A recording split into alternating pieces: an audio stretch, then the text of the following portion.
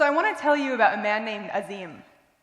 So Azim was born to a family of business owners in Kenya, and they fled violence there to immigrate to the US. He ended up working as an investment banker based in San Diego, and he had 2 children, Tariq and Tasreem.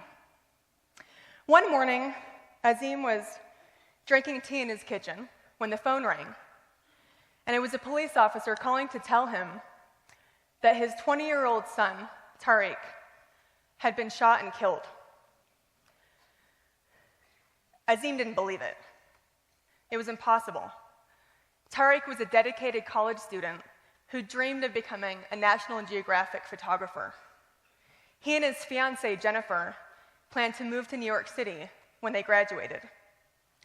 So Azim called Jennifer to clear this up. But unfortunately, she confirmed that it was true. That the night before, while working a shift delivering pizza for an Italian restaurant, Tariq had been shot by a group of teenagers. Azim dropped the phone and passed out on the kitchen floor. When he came to, this one mysterious phrase rang in his mind. There were victims on both ends of the gun. There were victims on both ends of the gun. So around 15,000 people are murdered in the US each year. And the people who love them face a question. Can they forgive? Or can they not? If you were Tariq's parents, could you forgive? Is forgiveness even possible? I'm a skeptical journalist. I write about tough subjects like war, addiction, the challenges of immigrating to a new country, even terminal illness. I'm not writing for Hallmark here. And I'm especially obsessed with how people overcome the most difficult challenges. A couple years ago, I started to wonder how forgiveness might fit into that equation. I wasn't very forgiving at the time. At 33, I was struggling to make a living and fuming over yet another breakup. I was bitter and angry, and I didn't want to live that way. So I set out on an international adventure that lasted almost 2 years and turned into a book. I talked to scientists, therapists, and trauma survivors. I interviewed people about forgiving parents and violent offenders. And I traveled to Rwanda to explore the question of forgiveness after genocide. I asked people how they forgave and how it changed them. And I studied the role of seeking forgiveness too, and programs that facilitate it in schools and communities. So what is forgiveness, anyway? Put it into Google, and you get images like this. Yeah. I don't know about you guys, but that is not appealing to me. Luckily, Merriam-Webster's defines forgiveness as giving up resentment. Giving up resentment doesn't mean excusing. It doesn't rule out justice. It doesn't require reconciliation. I interviewed people with abusive parents, and some forgave and reconciled, and others forgave and never spoke to that parent again. But either way, they gave up resentment. Now, I'm not saying we can't be angry. Anger is a natural response to pain and injustice. Anger motivates action. It's when anger hardens into bitterness and resentment that it becomes dangerous. Nelson Mandela said, "Resentment is like swallowing poison and waiting for your enemy to die." It turns out that's true. Research shows that exploding in angry outbursts and repressing anger both increase your risk of heart attack over time. Did you know resentment can damage your brain? Every time you think bitterly about that person who cut you off in traffic or denied your raise request, your brain is flooded with stress chemicals that limit your ability to problem solve and make you more depressed. On the other hand, studies show forgiveness can lower blood pressure, depression, and anxiety. Now, blame doesn't only hurt us, though. It hurts other people, too. The psychological description of blame is to discharge pain and discomfort.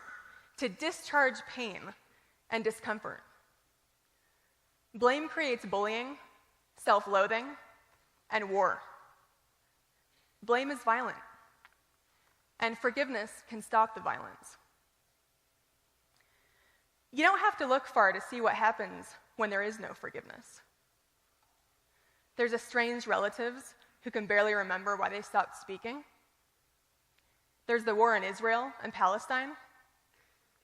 Now, I'm not suggesting that forgiveness can bring peace to the Middle East, but I am suggesting that the recent war in Gaza is an example of what happens when two groups are unwilling to seek and grant forgiveness. So when I started this exploration, I didn't think I was violent. But I was blaming myself for not accomplishing certain things. And that was violent. I was blaming the world for not giving me what I wanted. And that was violent. When I started being compassionate with myself, and I stopped blaming the world for my disappointments, it changed my life. So, you may have noticed that we're expecting a baby. Yeah. Thank you. Yeah, and I've been thinking a lot about what I want for my son. I hope he gives people the benefit of the doubt when they make mistakes, especially me. I hope people forgive him when he screws up, and that he apologizes when he hurts people's feelings. I hope his classmates look to him for leadership and love, and that when he strikes out in the last inning, his teammates forgive him and encourage him to see failure not as a reason to hate himself, but as a tool to get better. I hope he can go to school without fearing getting shot by someone who's resentful over something that happened in the past. Forgiveness isn't about the past. It's about the future. And that future starts now, with small choices. Like realizing that your spouse yelled because she was tired and not yelling back. Listening more and judging less. Not beating yourself up for that mistake you made a year ago, a month ago, a week ago, or this morning. So remember Azim, the international investment banker who lost his son Tariq to a shooting while he was delivering a pizza? Azim decided to forgive the killer of his son, Tony. He learned that Tony was a troubled 14-year-old kid who was trying to impress a group of older gang members when he shot at Tariq. Azim went to visit Tony in prison and forgave him, and Tony wept and apologized. Azim reached out to Tony's grandfather, too. And today, they speak together to students in packed auditoriums like this one. They take the stage, and Azim says, "His only grandson shot and killed my only son. But we're best friends. And we're here today because we know that each and every one of you is special. And we don't want any of you to end up dead or in prison." So I want to leave you with one question tonight. What's possible on the other side of seeking and granting forgiveness? Getting a good night's sleep for once? Having a happy marriage? Ending a war? What do you think is possible for you and for the world?